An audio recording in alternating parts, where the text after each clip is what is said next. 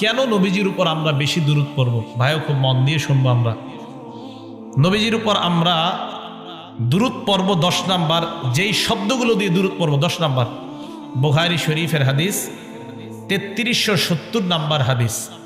সাহাবারা বললেন, ইয়া রাসূলুল্লাহ কাইফাস সালাতু আলাইকুম আহলাল বাইত, আপনার উপর আপনার পরিবারের উপর আমরা দুরূদ পড়ব কিভাবে, আমাদেরকে আপনি বলে দেন। আল্লাহর নবী বলে দিলেন, কুলু আল্লাহুম্মা সাল্লি আলা মুহাম্মাদ, পড়েন আল্লাহুম্মা সাল্লি আলা মুহাম্মাদ, আল্লাহুম্মা সাল্লি আলা মুহাম্মাদ ওয়া আলা আলি মুহাম্মাদ কামা সাল্লাইতা আলা ইব্রাহিম ওয়া আলা আলি ইব্রাহিম ইন্নাকা হামিদুম মাজিদ।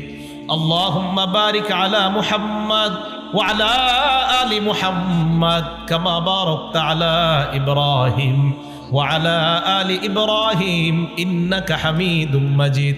ইব্রাহিম থামলে থামতে পারবেন, আবার ইব্রাহিম ওয়া আলা আলি ইব্রাহিম এভাবে পড়তে পারবেন। তো নবীজি বললেন এটা তোমরা পড়বা। এটা বুখারী শরীফের 3370 নাম্বার হাদিস।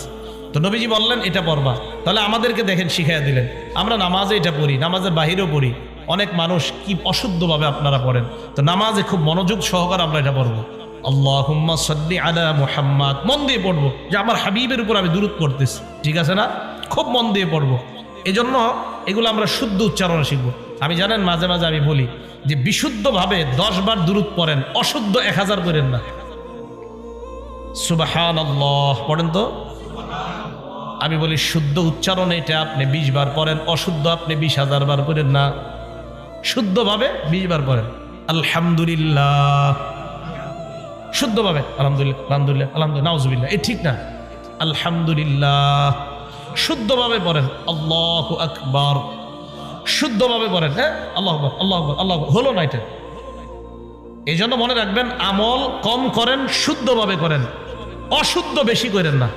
মানে এর মানে যে আপনি বেশি করবেন না এটা বলি না আমি। হ্যাঁ, আপনি শুদ্ধভাবে 1000 বার পড়েন, সমস্যা তো নাই, কিন্তু শুদ্ধ হইতে হবে। অশুদ্ধভাবে আপনি একবারও পড়েন না, অশুদ্ধভাবে 1000ও পড়েন না, একবারও পড়েন না ভাই। শুদ্ধভাবে আপনি যত পারেন চেষ্টা করবেন। এই জন্য মনে রাখবেন, আপনি শুদ্ধভাবে যখন আমলটা করবেন, আপনার ওই একবারের শুদ্ধ আমলটাই আল্লাহ কবুল করে নেবেন। বুঝে আসছে তো সবার?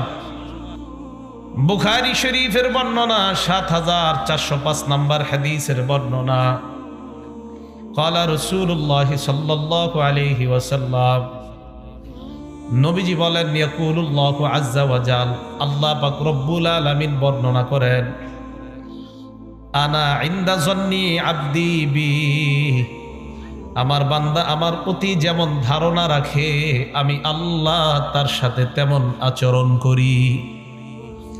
ওয়া আনা মাহু ইজা যাকারানি, আমার বান্দা আমাকে স্মরণ যখন করে আমি তার সাথেই থাকি।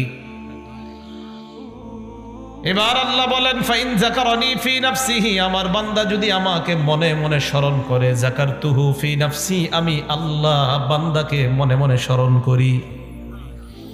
ওয়া ইন যাকারানি ফি মালাইন, আমার বান্দা যদি আমাকে কোনো মজলিসের মধ্যে স্মরণ করে, বলেন এই মজলিসের মধ্যে আমরা আল্লাহকে স্মরণ করেছি কিনা?